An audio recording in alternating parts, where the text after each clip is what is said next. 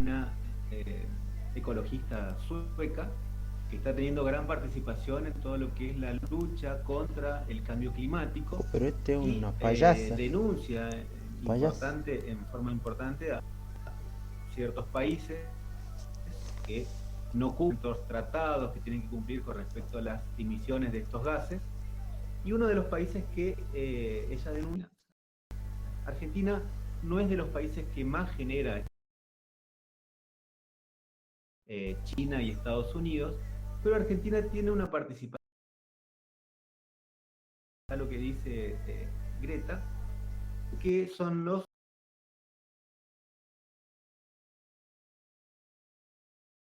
justo no se ve acá porque al metano,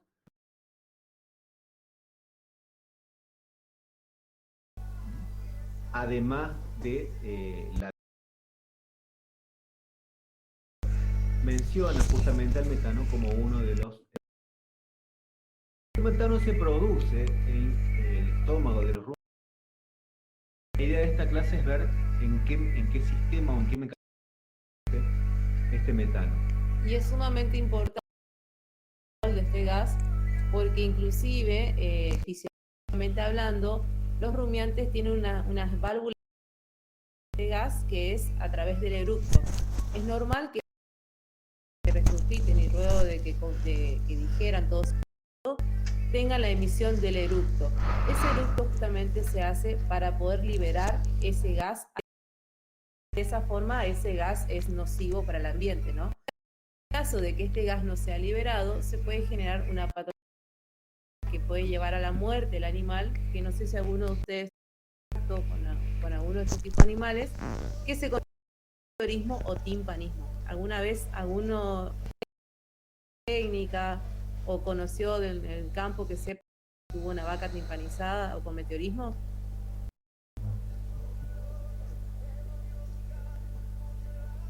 ¿Ninguno?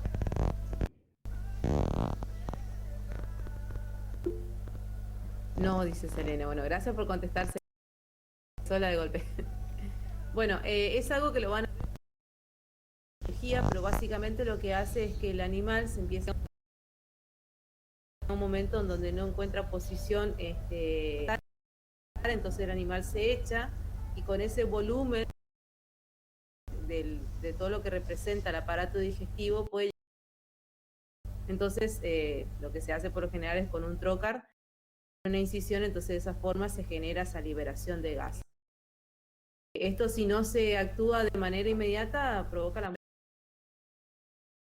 con que el animal está tirado y bueno, muerto por causa. Y eso también tiene que ver mucho con la dieta, porque vamos a ver que esas dietas que son productoras de más gas.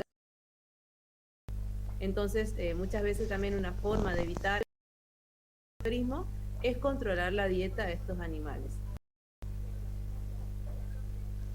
Esto tiene que comen los animales, que es básicamente natural, digamos, y el pasto estructura que está dentro de que es proteínas, lípidos, semillas. El animal dentro de su aparato digestivo puede hacerlo normalmente, pero ese tiene una pared celular que está compuesta por celulosa, que nosotros ya vimos la hemicelulosa, que es un heteropolisario, no importa ahora, y la lignina, que tiene no son glúcidos, son compuestos fenólicos, ver con la estructura de la pared celular. Compuestos, como ven ahí en la imagen, tiene mucha menor digestibilidad. ¿Por qué? Porque el animal no puede digerirlo, sino que necesita la población del rumen, que como dijimos es bacterias, protozoos, hongos, para poder digerirlo. Necesita sí o sí de esos componentes para digerir esa pared celular. Recordando cómo era la estructura de la celulosa, dice que esta estructura fibras, microfibrillas, eso reacción. Lo primero que hace el rumiante cuando mastica es rompiendo esas fibras, abriendo esa estructura para que puedan actuar las enzimas. Y las enzimas van a actuar sobre estas moléculas que eran cadenas lineales de glucosas por unión beta 1,4, y esa es celulosa. Nosotros no tenemos enzimas que puedan dar esa unión beta 1,4, por eso no estamos capacitados para digerir la celulosa. Las bacterias del rumen pueden cortar esa estructura. Y tenía también como característica de formar muchos puentes de hidrógeno, es decir, dentro de la misma cadena, e se forman, ahí está mostrando la profesora, los puentes de cadena y otra. Todo eso también sea muy difícil de romper. Por eso y eso da justamente de como ladrillos que están unidos con el hacer esas uniones puente de hidrógeno, y es lo que le da la estructura y rígida de la pared celular. Y por eso está también romperla en el momento de facilitar la digestión por parte de estas enzimas. Bien. Todo ese homo polisacárido va a ingresar al rumen, va a sufrir ese efecto físico del viendo. Luego actúan las enzimas que actúan en las células de los y van a ir cortando y separando esa estructura hasta llegar a glucosas libres, o inclusive pueden llegar hasta celobiosa, que son 2 glucosas por unión beta 1,4, y de esa manera pasar al cuerpo de la bacteria, al soma bacteriano. Entonces acá estamos viendo qué es lo que pasa una vez que ingresó la glucosa a la bacteria. La glucosa va a pasar a piruvato. Ese mecanismo lo conocemos, es exactamente igual que lo que... Y es un proceso de glucólisis. Es recalcar que todo este proceso fermentativo se denomina es porque se va a realizar en ausencia.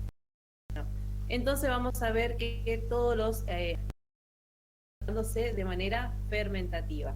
¿Qué quiere decir? Que son pasos muy comunes a la glucólisis, y otras cosas que en las células podíamos hacer a través de la cadena respiratoria, acá van a haber mecanismos para poder suplir esa falta de mitocondrias, entonces de esa manera poder degradar también el alimento hasta llegar al nutriente que es el que necesita el animal. Entonces, cuando hablamos del proceso metabólico que es el piruvato, ¿a qué nos referíamos? ¿Cómo llamábamos a ese proceso metabólico?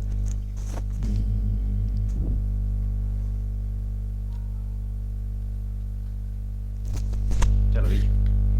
Lo dijiste, pero no están... glucólisis. Quiero que estén atentos, glucólisis.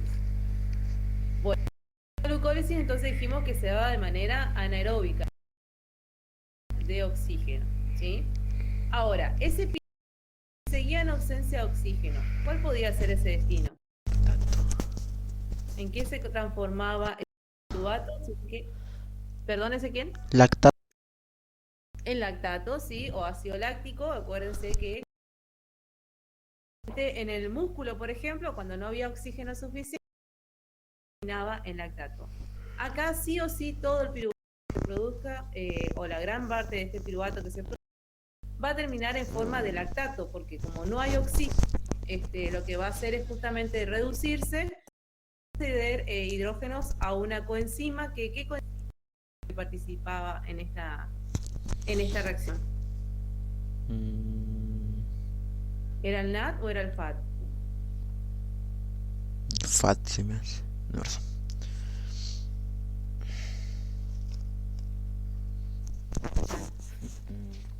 NAD. NAD, sin miedo, hay que decirlo, el NAD. Acuérdense que el NAD era el aceptor de esos hidrógenos, o el que daba los hidrógenos. Acuérdense que esta es una reacción reversible, que puede ir hacia uno o hacia otro lado. ¿Y cuál era la enzima que cataliza esta reacción? Lactato deshidrogenasa. Lactato, ¿sí? Exactamente. Entonces, de glucosa hasta piruvato, nosotros vamos a tener, ¿sí? Ahí les menciona 4 NAT. ¿Por qué 4 NAT? Bueno, 2 se producían desde el piruvato al lactato, otros 2 se producían dentro de la misma glucólisis. Y también generaba ATP. ¿Se acuerdan cuántos ATP daba? 36 a 38. Esa es la molécula, o sea, la degradación de una molécula de glucosa. Pero ahora estamos hablando solo del proceso de glucólisis. Fíjense que acá dicen, ¿quién da más? No le están, sigo con la subasta. O menos. 2 ATP. ATP. Acuérdense que se producían 4, pero se gastaban 2 de 2 ATP cuando hablábamos de glucólisis. ¿Sí? Eso vayan recordando, si lo tienen fijo, vayan rememorando, porque metabólica es mezclar todo lo que te venimos dando, ¿eh? Entonces, ese piruvato, como dijimos, puede terminar en lactato. Hasta acá es igual a lo que vimos en las células de nuestro organismo. Exactamente. De glucosa pasa a piruvato con glucólisis, y el piruvato puede hacer dos cosas. Si no tiene oxígeno, por la lactato deshidrogenasa va a producir lactato. Y si tiene oxígeno, ¿qué va a hacer ese piruvato? ¿Qué haría ese piruvato normal de nuestro organismo? Con acetil-CoA.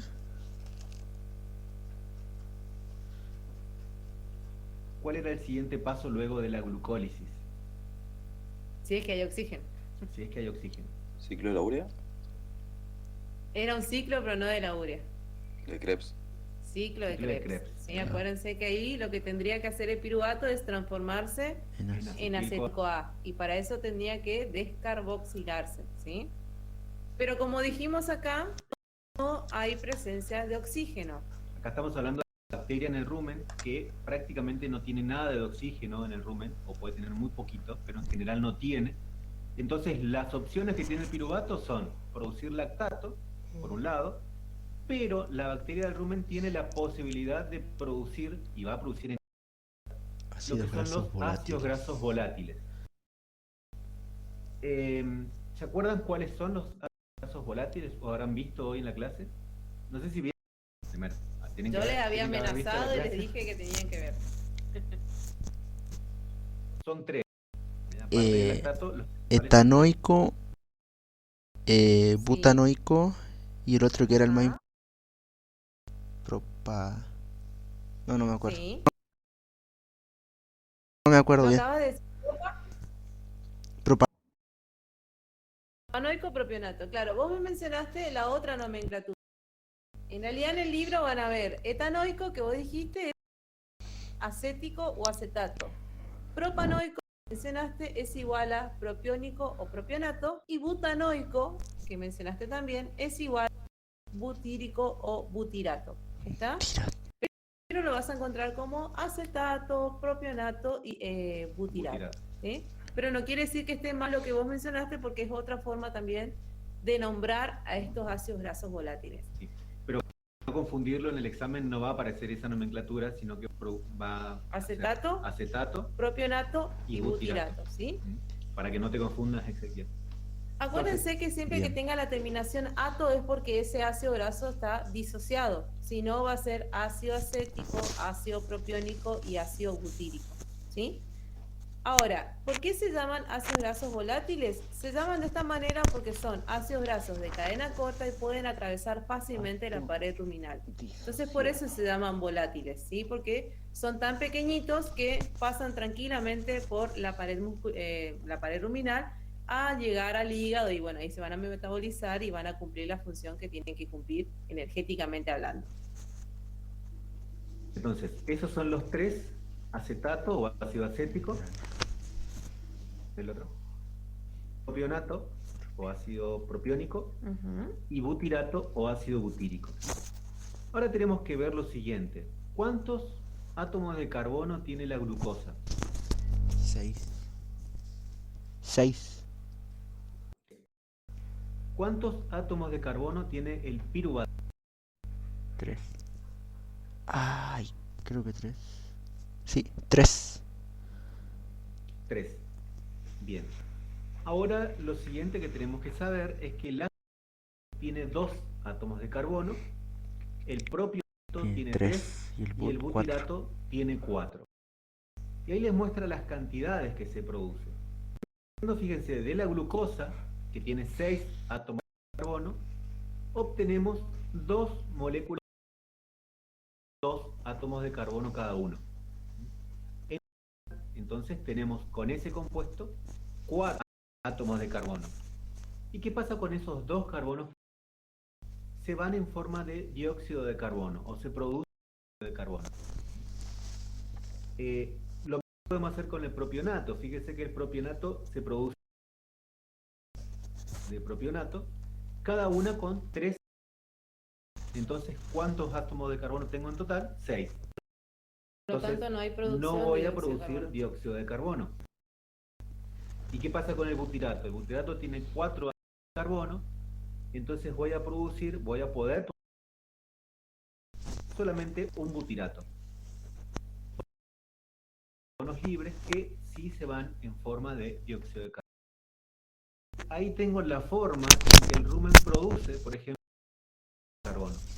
Lo que habría que aclarar acá o recordarles es que se da 2 piruvatos y que cada piruvato tiene 3. ¿Sí? Y si lo quieren decir químicamente para acordarse qué pasa, piruvato para transformarse a acetato tiene que descarboxilarse, es decir, tiene que perder un carbono. Para pasar a propionato no tiene que hacer absolutamente nada porque tiene la misma cantidad de carbonos, y para llegar a butirato tiene que carboxilarse, es decir, tiene que sumar un carbono más a la constitución de ese ácido graso. ¿Sí? Volvamos acá a lo siguiente. Pasa a piruvato y en ese proceso, en ese NAD reducido, es decir, NAD con... ¿Qué es lo que pasaba con ese NAD en la célula de nuestro organismo, por ejemplo?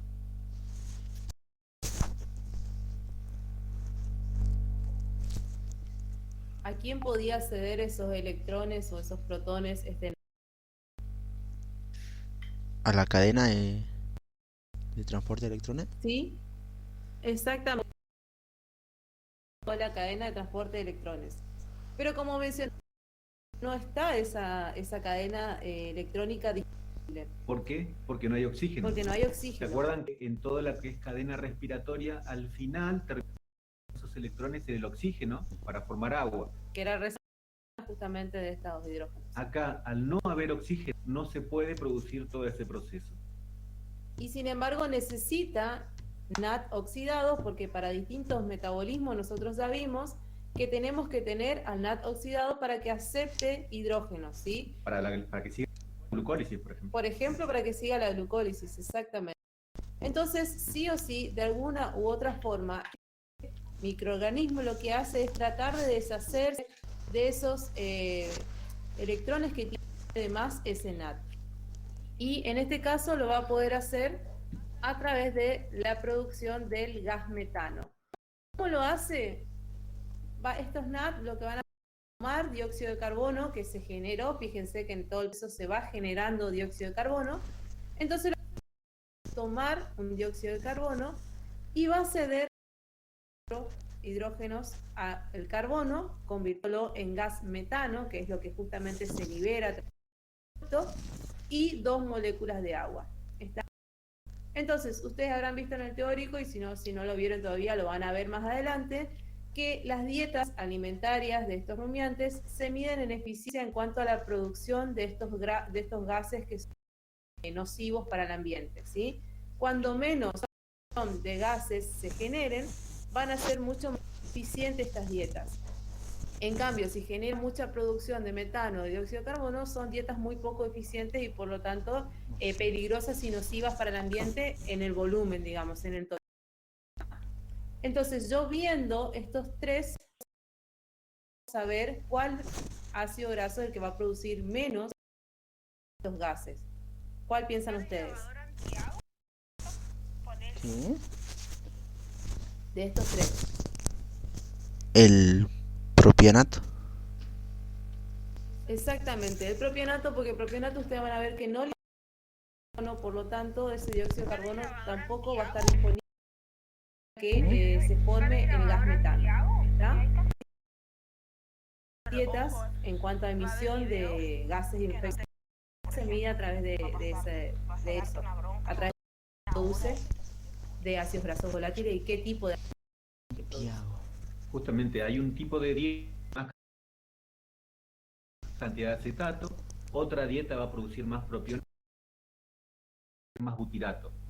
Si yo quiero disminuir, y esa es respecto a la disminución de los gases de efecto invernadero, disminuir sin necesidad de matar animales, ¿no?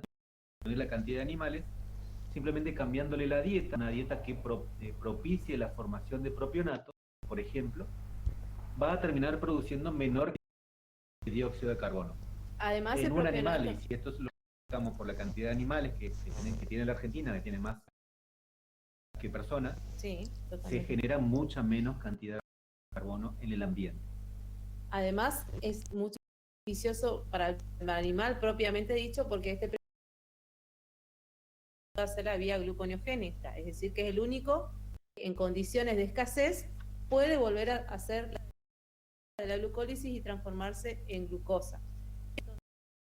Es mucho más beneficioso tener una dieta eficiente en la producción, en la poca producción de gases. ¿Sí? Entonces ahí tenemos ácidos grasos que mencionábamos hoy.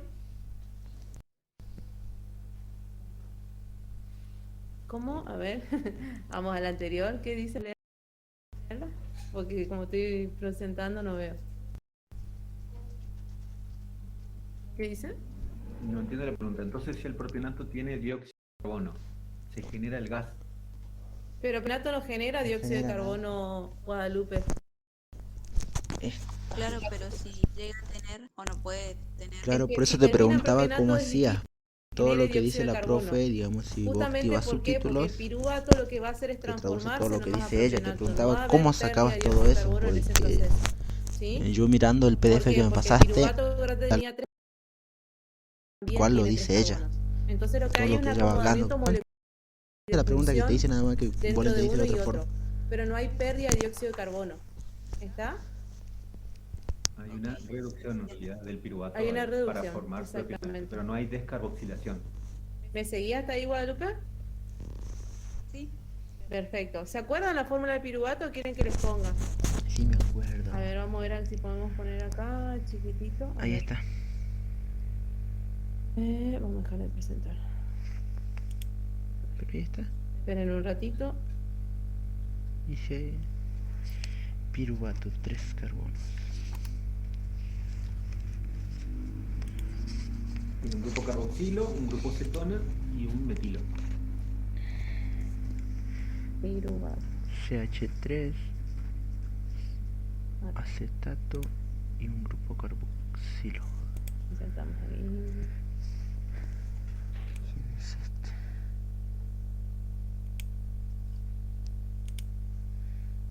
Puedes dejar el de la derecha, ¿no? Ahí le tapo y después lo saco. ¿Te parece? Bueno.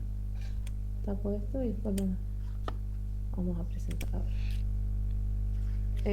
¿Lo ven o no? ¿Sí? No. Espera. Dame un segundito. Acá, lo presento ahora.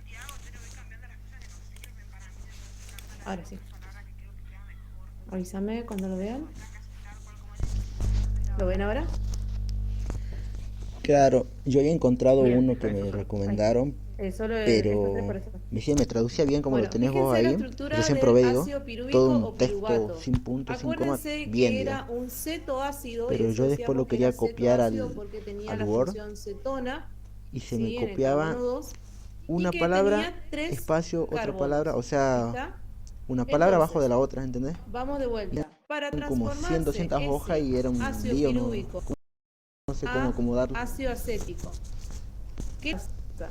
Hay una descarboxilación, porque acetato tiene solo 2 carbonos y el piruvato tiene 3. Entonces tiene que perder un dióxido de carbono para transformarse en acetato o ácido acético.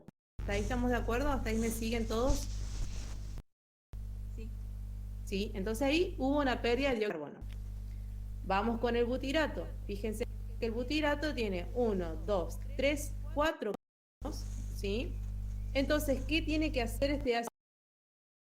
Tomarse en butirato, tiene que tomar del medio carbono más, ¿sí? Para que quede 4 carbonos. ¿Está? Hasta ahí me siento. Sí. Bien. Ahora, ¿qué pasaba? Con la glucólisis nosotros generábamos 2 piruvatos. Entonces lo que hace es tomar 1, 2, 3 y me va a sobrar 2 carbonos en forma de dióxido de carbono cuando hace butirato. Vamos atrás, veíamos que cuando hace butirato, carbono, pero que también me genera 2 dióxidos de carbono, ¿sí? El producto final es el propiónico, más parecido en estructura al ácido y que no tiene que perder carbonos ni ganar carbonos. Por lo tanto, es el que tiene la estructura más sencilla y entonces las dietas que produzcan propiónico o propionato van a ser muy efectivas porque no van a liberar uno de los problemas que es el gas invernadero, que es el dióxido de carbono. ¿Está? ¿Hasta ahí me seguís entonces, Guapo? ¿Ahora sí me entendiste? Sí, ahora sí. Perfecto. Entonces, este encima tiene una ventaja que es el único que puede volver a transformarse en piruvato y hacerla bien ver la gluconeogénesis. ¿Sí? Entonces va a ser el único que puede producir glucosa. Exactamente, en caso de glucosa, ¿no? Y eso es importante porque eso ya lo va a hacer.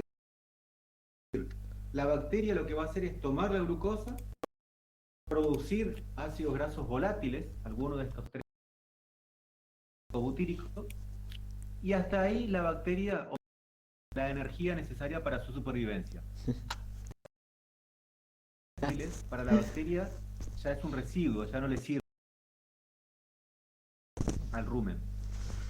Y como son tan pequeños, están no disociados, es decir, como están acá en el, pueden atravesar tranquilamente la membrana del rumen, entrar al torrente circulatorio del rumiante, ya estamos hablando acá, circula por sangre y se va al hígado. Exactamente. Y el hígado puede hacer con este propiónico, con el del medio,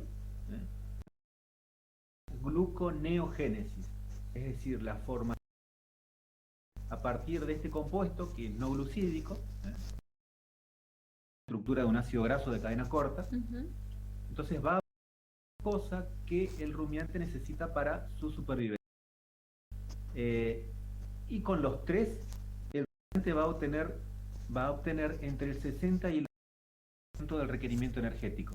Fíjense, de todo lo que el rumiante, el 80% de su energía la saca de estos compuestos, de estos ácidos grasos volátiles. Por eso son importantes químicamente cuando hablamos de el tema este de rumiante. Y esto se debe a porque no tiene una glucosa directa, es decir, no es como nosotros que cuando comemos un chipá, por ejemplo, va a llegar un momento en que llega al intestino y nuestro intestino va a absorber monosacáridos. En este caso no sucede de esta forma porque acuérdense que en el rumen estas glucosas o los alimentos que tienen que son ricos en glúcidos son atacados por estas bacterias y esta microflora que dentro del rumen. Entonces lo que hacen estas bacterias es liberar estos 3 productos que son los grasos volátiles. ¿Está? Entonces es muy poca la fuente de glucosa directa que tenga, prácticamente es mínima, por eso el 80% lo saca justamente de estos ácidos grasos volátiles. ¿Sí? Esa me parece que Y era... reconocer la estructura de los ácidos grasos volátiles, 2, 3 o 4 carbonos, y químicamente un grupo carboxilo y una cadena carbonada. Es la estructura de cualquiera de esos 3 volátiles. y que son todos saturados. Bien. Alguien que entra a la clase, me parece. Iván. Entré un poquito tarde. Entonces básicamente lo que tienen que hacer es justamente ver cómo se va generando distintos microorganismos que tiene el recipiente, ¿sí?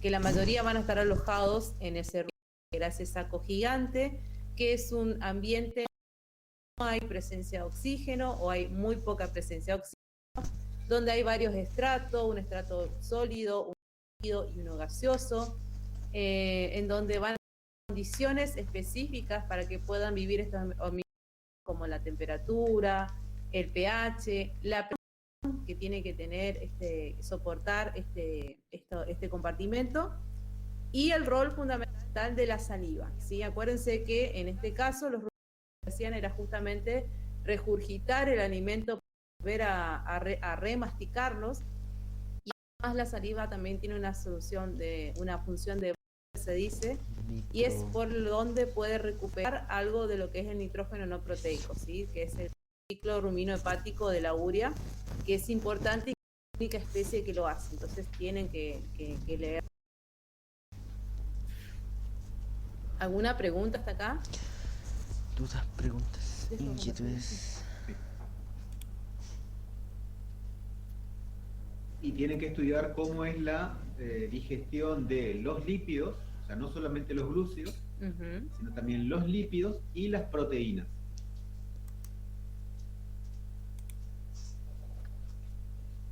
¿Preguntas?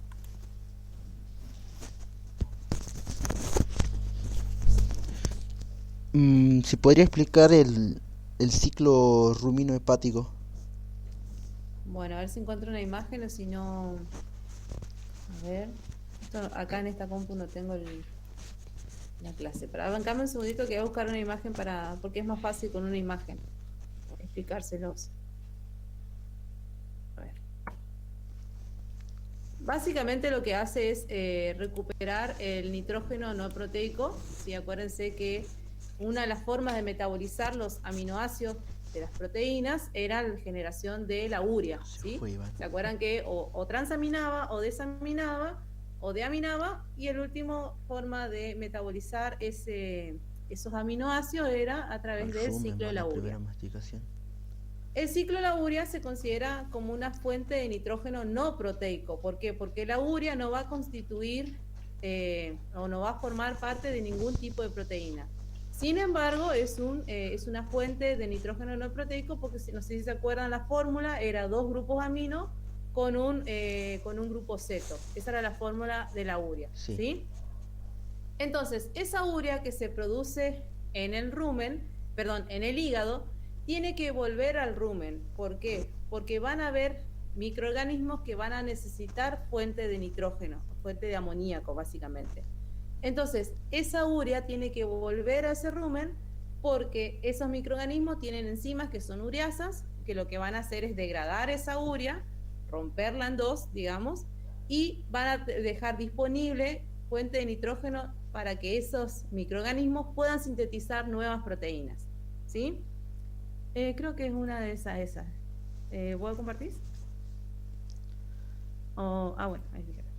Ahí justo estamos buscando ¿cómo es? La filmina del teórico, que es algo que explica un poquito mejor cómo lo hace. Entonces, con esa nueva fuente de nitrógeno, los microorganismos pueden hacer síntesis de nueva proteína. Y de esa forma es que las proteínas que ingresan con el pasto se consideran que son de bajo valor biológico porque no tienen aminoácidos esenciales.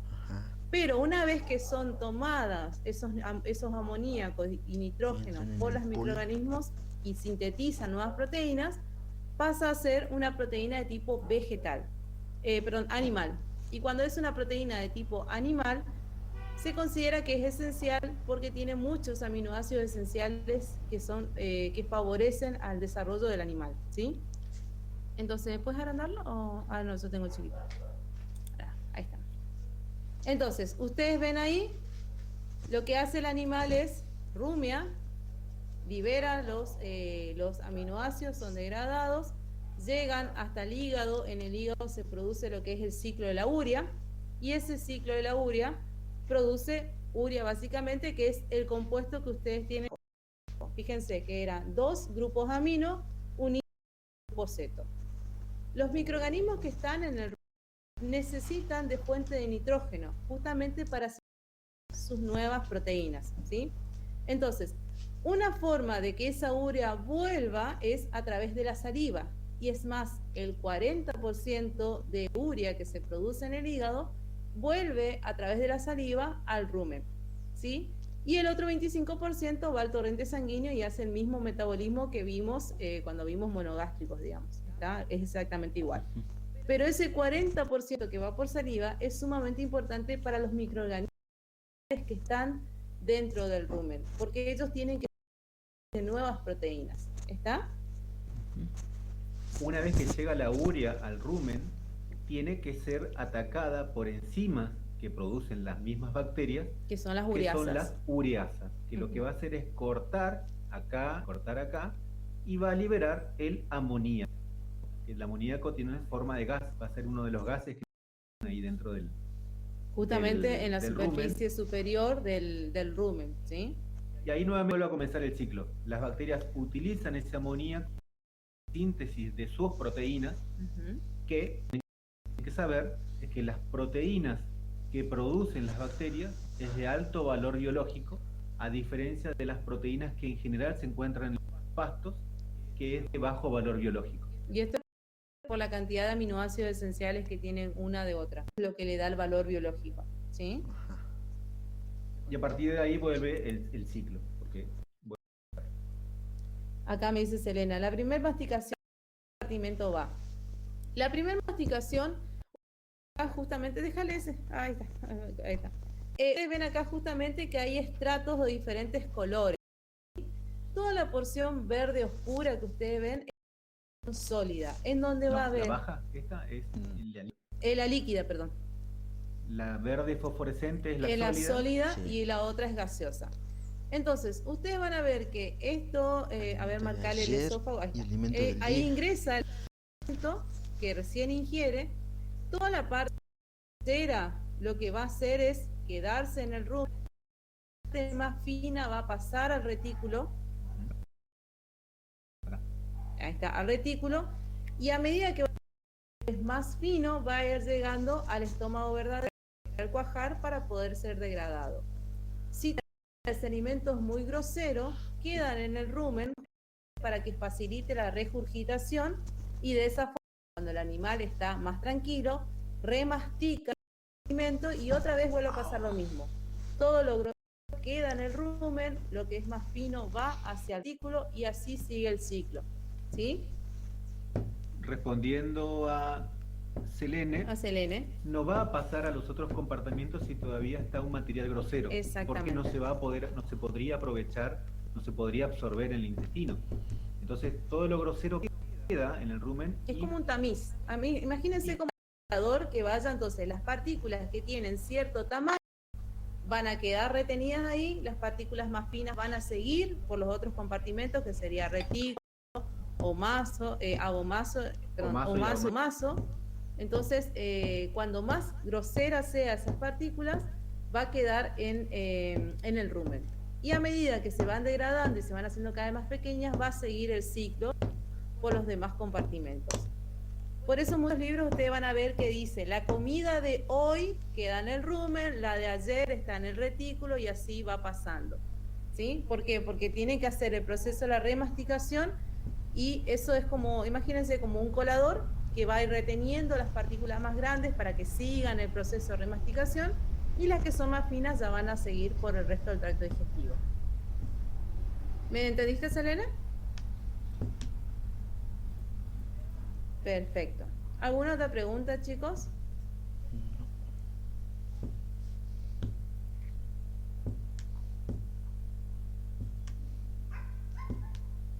¿Alguna otra preguntita que les haya quedado ahí por ahí colgada?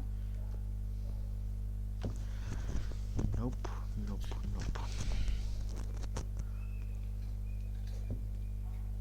Bueno, si no hay más preguntas, nos vemos el jueves. El jueves es el último tema, ya es integración metabólica. Así que con eso estaría el último cuestionario que ustedes tienen que cumplimentar y después ya viene toda la etapa de laboratorio, parcial y recuperatorio. Así que no aflojen, ¿eh? Miren que mañana termina el cierre de este cuestionario, así que traten de hacerlos todos, ¿sí? Nos vemos, chicos. Dale, profe, gracias. Chao, chao. Chao, chao, profe. Sí. Chao.